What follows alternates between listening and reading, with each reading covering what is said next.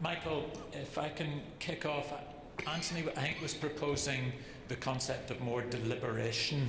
Might that be an appropriate bridge between what you uniquely described as the drivers of ideology getting in the way of good decision making? I'm going to stand up to reply because one is lively at standing up. Obviously that is a beautiful ideal. I think one of the reasons that things are getting worse, if they are, and I think I probably agree with Anthony King that they have got worse, is because of the changes in media, and therefore the feeling that politicians have that they need to respond very, very quickly to events. I think one of the most unsatisfactory things about David Cameron's premiership, at least when he was leading a coalition, was this tendency to knee-jerk reactions, to half-baked announcements, to setting, hairs running, really almost on a daily basis, which I think gave the impression that the government didn't know what it was doing. And at a time when actually the government had rather clear-cut policies, particularly on the economy, it was staggering to me that people would still say to me, I don't know what David Cameron stands for. And so, well, look at what the government is doing. I mean, look at its economic policy. It is perfectly clear. But the reason they didn't know what David Cameron stood for was that against with the clarity of the economic policy, there was all this background noise of announcements on a whole range of policy issues, which actually made it difficult for people to distinguish the main outlines of government policy. I think this tendency is somewhat reduced, as far as I observe, since he's become the Prime Minister of a majority Conservative government. But anyway, my point is that politicians clearly do feel that an issue arises, let's say in the Daily Mail, since Anthony King mentioned that, and that they have to have a response to it by noon. And that response might be just a glib phrase, but in extreme cases, it is actually the announcement of a policy. So you need a great deal of self-discipline to say, here is a hot potato, I'm going to put it in the refrigerator. That is not normally regarded as an acceptable response. So I'm afraid I'm slightly pessimistic about what progress we're going to make. I think George Osborne is an interesting case. I mean, because he's not the Prime Minister, he's not forced to do this on a daily basis. Indeed, most Chancellors of the Exchequer are not too gabby. They don't feel the need to have an opinion every day about everything. And so, perhaps at one level withdrawn, you get more sensible and consistent deliberation from the people who are not, who don't feel themselves obliged to have an opinion on every matter every day.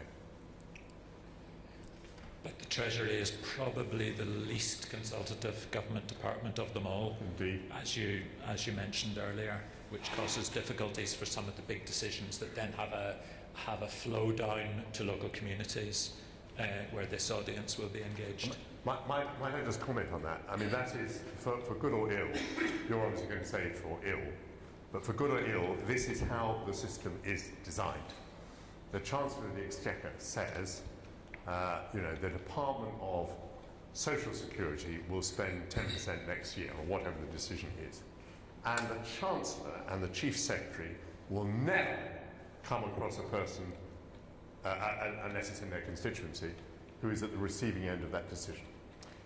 All of that is subcontracted to the ministers, let's say, in the Social Security Department, who have to go off and meet the vested interests, the lobby groups, the claimants, whatever it is, and they get all that opprobrium, and they suffer.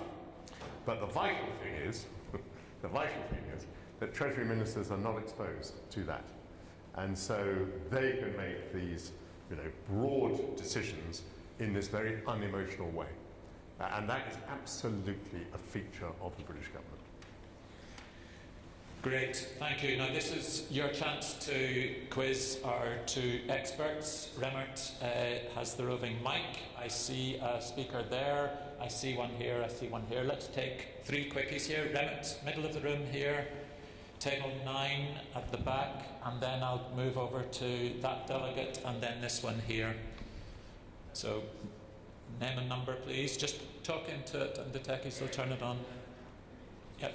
Keep talking. Yep. Okay, thank you. My question is about the fact we are talking about the blunders of potential blunders of the new government, which is a majority government compared to the coalition government. And most of the blunders we've discussed have taken place where there have been governments with a majority. Is there a case to argue that a government which cannot rely on a majority is more likely to get a diversity of views and maybe have some higher level of protection against making blunders? Okay, the question about coalitions. Right, Remmert over here, please. Gentleman at table 12. And out of interest, tell us who you are. Chris Witherington from Merton in South London. I was actually interested in your take on the events at the Ministry of Justice, where in the space of 6 months we've had a Secretary of State completely undo all of the work of his predecessor and kind of reverse a lot of the big decisions. Is that because of a change in ideology from one minister to the next, or is it simply a competent minister clearing up after an incompetent one? Interesting question of competence, thank you. And Remmert here for a TfL representative. Thank you. Luke Howard, Transport for London. Fascinating couple of talks. A theme of mistakes made by not listening enough. But I wonder, Anthony, if you have a parallel book to write about the mistakes that have been avoided or the good decisions have been made by not listening. And I think of things like the progress in Northern Ireland, where it did depend on doing things that would have been absolutely unacceptable. Or mistakes made by listening too much. And I recall that a few years ago, there was a meeting of European finance ministers and heads of state, and somebody said they all knew how to fix the emerging problems with the euro. What they didn't know was how to win the elections that would follow. And the other thing where that is massively a problem is climate change, where it's clear to achieve what everyone, or rather what the informed opinion thinks needs to be done, it's clear that governments are going to have to go against what the majority of their people want to see, which is economic growth and a disregard of the long-term effects. Great, thank you. Professor King, would you like to take that?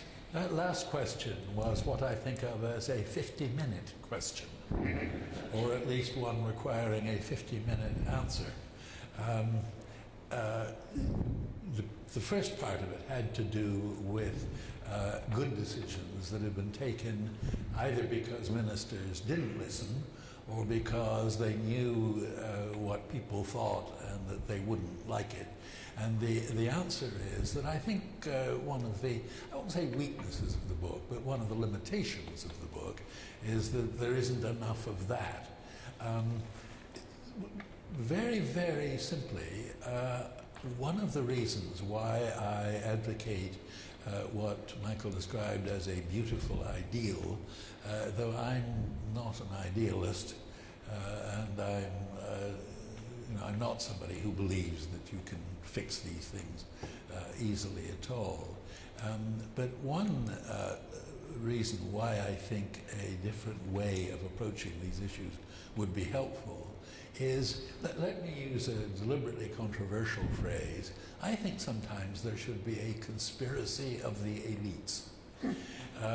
That sometimes, if it is, the view is very widely held amongst politicians, amongst senior officials, that something really needs to be done about something, there is something to be said for their accepting responsibility collectively for doing something that's unpopular. If I can give you an example, not from this country, but from the United States. Once upon a time, it was impossible in the United States to close a military base. even if the base was no longer needed for any strategic or tactical purpose. If you had a big air base in the middle of Nevada or somewhere, the system would ensure that that would stay there forever because of the power of the senators from Nevada. And what they did in the US, I think it was very clever, was that they put the business of base closure into commission. They established a body that would decide which bases should be closed, and then left it to Congress either to accept that recommendation, that package of recommendations as a whole, or to reject it as a whole. And that has worked magnificently as a way of closing redundant military bases. And I think that that approach could be used more often. Does that sound undemocratic? It is a bit, yeah. Sometimes I think there is a contest between democracy in the sense of doing what the people want and good government. I think we tend to imagine that somehow democratic decision-making on specific issues will inevitably, being democratic, yield optimal outcomes. I think there's a real conundrum there. And our institutions make it difficult, I think, for there to be that kind of elite collaboration. As for coalitions, it is worth bearing in mind, and something that neither Michael nor I mentioned, is that even if our governments are not formal coalitions, they're certainly informal coalitions. If you have governments, majority governments, comprising members of one political party, the chances are, on both the Labour side and the Conservative side, you will get people who differ and differ quite strongly. And I think that's in itself valuable. I myself inclined to the view that probably coalition governments are, by and large, more often than not, to be preferred. I'm struck by the fact that all of the well-governed countries, and I think they are well-governed countries that I refer to, all of them are governed all the time by coalitions. I'm also struck by a fact, little noticed outside Germany, is that even when a political party in Germany has won an overall majority in the Bundestag, that has not happened very often, but when it has, the party forming the majority has also formed a coalition. There has never been a one-party government in Germany, and I think that tells you something. My sense of a coalition extends beyond coalescing political parties, but trying to create coalitions behind tackling problems. And some of the members of those coalitions may not themselves be politicians. One may never have heard of them. Interesting, thank you. Michael, some comments on those? Yeah, I'm not particularly struck by coalition government being better. I mean, I'll just list from the last coalition, I think its foreign policy will go down in history as a most disastrous period. Professor King referred to the health reforms, which were don't seem to produce any particular good. I think the energy policy, and this really was a coalition policy, it was Liberal Democrat led, was absolutely disastrous. I think it's put us in a very dangerous position as far as security of supply is concerned. The MOJ, a question which Anthony King didn't address, I think we're watching a very interesting change in the Conservative Party. It's a kind of growing up, and it's a kind of emancipation away from the Daily Mail agenda. And what's going on in Michael Gove's MOJ policy, I think, is a very interesting example of it. And personally, I'm very cheerful about it.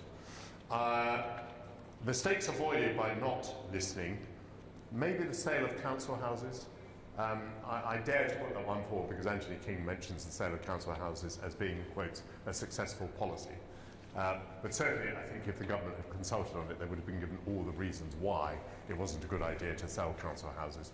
But it was a successful policy, at least in the sense that the successor government went on with it. Professor King points out that Labour then sold 1 million council houses after 1997. I got very alarmed by what Anthony King was just saying now about conspiracy of the elites. The best example of the conspiracy of the elite is the European single currency. Incidentally, for what it's worth, I've just written that down as a good counter-example. Oh, have you? Yes. I mean, I think the single currency is the greatest example of the conspiracy of the elites. And I'm cheerfully confident that it's going to lead to complete disaster. Great. We've time for another quick round. I see a table 5 delegates. I see a table 9 delegate. I am trying to avoid that one over there, but I'll have to go to that one for number 3. Sir. Table 5. Hello, Barry Creasy, Consultation Institute. It was picking up on the comments there. It's going to sound slightly heretical, but it is nonetheless what we teach in the Consultation Institute, because we're straying into slightly heretical territory. But one of the things we always say is that consultation is not a vote. And consultation is about informing a decision. And I think some of the areas we're straying into here is it sits in that territory. Nobody ever says that politicians have to do what consultation says. It is a means of them understanding what it is people are saying. And I think one of the things that people are often frustrated by is that politicians themselves like grey areas.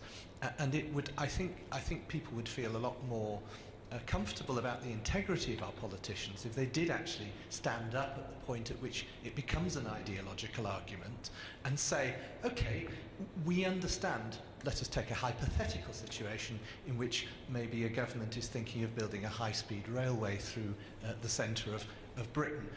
You know, if a government said, yes, we understand that an awful lot of people in the Chilterns do not want this railway in their back gardens, but from an ideological point of view, we believe that a high-speed railway is what Britain needs. It's when the decision becomes fudged that consultation becomes tarnished. Okay, thank you, Barry. And the table behind you, Remmert. Table 9, go straight forward. Vanessa at the back. Hello, my name is Vanessa Liston from Civic. I just want to pick up on one point that you made, Professor King, and that is the difference between what people want and then what is in the interest or the best interest of the people to go ahead and make that decision. However, we often don't know what people want. It's not a mass body. The people want one thing, because public opinion is very nuanced. We just don't have visibility on it or good methods for getting visibility on it. But that leads to my second point, and that is that we consider also consultation in great depth and getting people to participate. But do we know how participation consultation relates to the decision process? Because often it's at the decision point that blunders are made. Either people are not listened to, there's a huge variety in information that's given, or that people don't feel listened to. So my question is, what are your views on a more deliberative system? So not only does participation happen at the participation phase, but also that there's public deliberation at the decision phase, where the proposal is open to public deliberation with the input of the participation stage of the process. Thank you. Thank you. And there's a lot of innovation going on this around the world as well. Thank you. Great, thanks, Vanessa. And Remmert, table 15, right at the back. Quick as you can, please.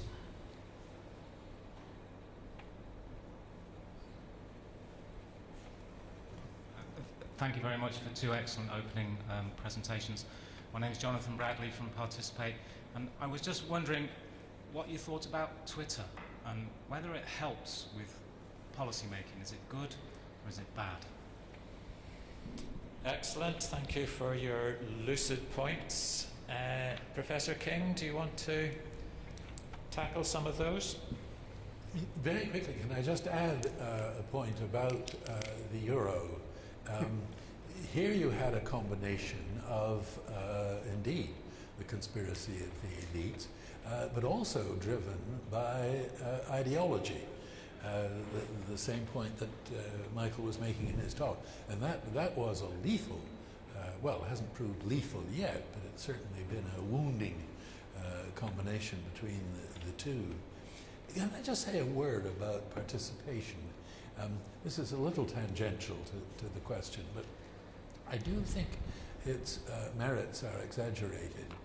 We're told at the moment, for example, that the great thing about Jeremy Corbyn's election as leader of the Labour Party is that so many people were brought into politics who otherwise would not have been. Well, 250,000 people voted for Jeremy Corbyn in Labour's, if I may say so, bizarre electoral system. And I ask myself two questions. How does that compare with the 12 million who watched the final of Strictly Come Dancing last year, and perhaps even more watched the final of the baking? I mean, these are very penny numbers. Brackets, one of the points that I think people haven't picked up is that the power of members of political parties has increased, including the election of leaders of political parties, as the number of members of political parties over the last 50 years has shrunk dramatically.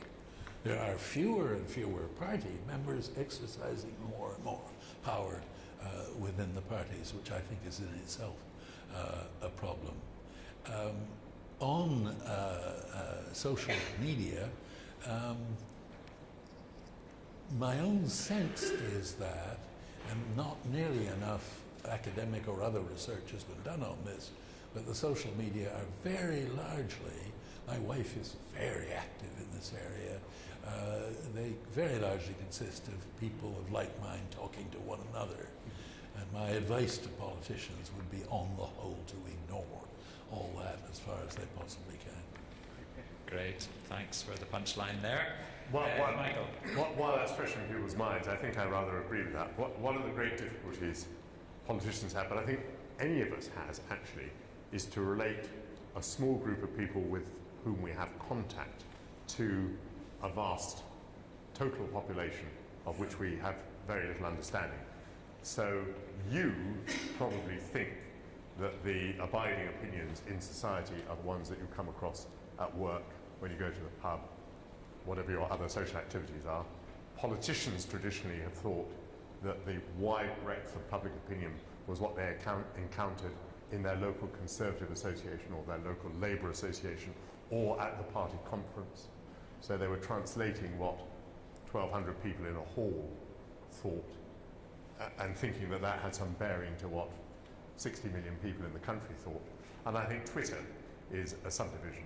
So it's very easy for politicians to believe that Twitter is representative and to draw conclusions from it. Twitter is not representative. I can't define for you exactly how it's unrepresentative, but it's not representative.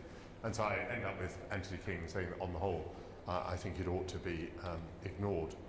I'm going to address the first point, which was about consultation not being a vote. And it was being advocated that politicians should simply say what they want to do. And I agree with that very much indeed. One of the things that really attracted me to politics was to make decisions. And one of the things that has astonished me is to see that I would say almost most people in politics spend most of their time trying not to make decisions. And in particular, because politicians are now regarded as the least trustworthy and most hateful of all figures, they invent all sorts of other groups of people to take the decisions for them so that they won't be accountable and so they can't be blamed. So most ministers, when they have a decision to make, invent a committee or a group or an organisation or a quango that's going to take the decision for them. And this, by the way, I think adds mightily to the lack of accountability. And I found it astonishing because really what I wanted to do was to make decisions, whether bad or whether good, but my decisions, and be judged by my decisions. But it's strange how weak that impulse seems to be amongst politicians. Tremendous start to the morning. I think I'd like to thank Professor King and Michael Portillo hugely for their contributions.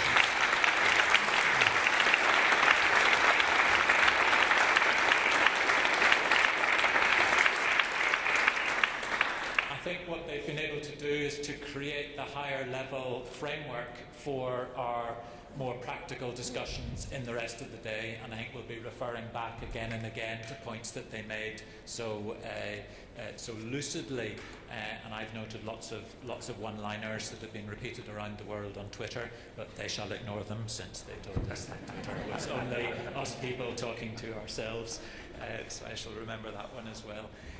Now I can do the ceremonial Professor King moving of the slide correctly. So That was a surprise. A triumph. So back into the registration area, coffee, you can do your Aarhus check, you can talk to the exhibitors, you can network yourselves, and then come back and we're going to do 3 wicked issues, some wonderful case studies from the floor that we prepared for you. So enjoy your break and thank you to the speakers.